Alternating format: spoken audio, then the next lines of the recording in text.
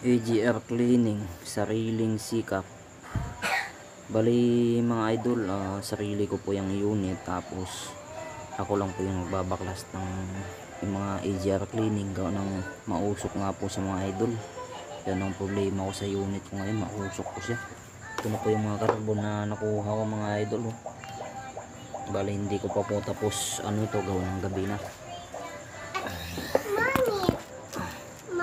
Ito mga idol, yung sa niya, manifold. So ito, pinaklas mo nga ako. Dahil gabi na mga idol, bukas ko na po siya anuin. Bali na medyo nabawasan ko na po itong karbo niya dito. Grabe po ang kapal sa masa-masa.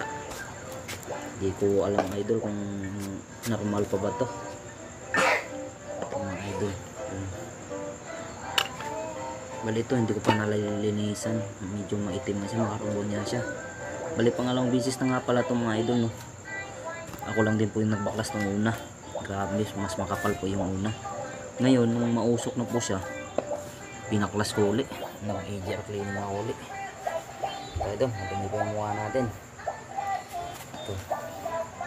Ito mga idol, hindi pa nalilinisan.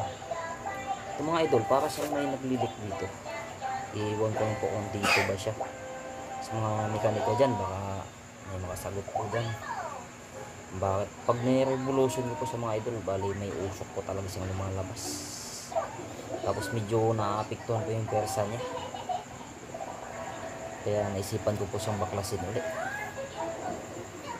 Kasi kalimitan po ngayon, ganito po yung sakit ng mga bagong L300 niya. Sariling sikap lang po mga idol. Nag-YouTube lang po ako. Ako lang po yung nagbabaklas. Ito. Na medyo nalinisan ko na yung loob yan, pero hindi pa na ng diesel. Magasan.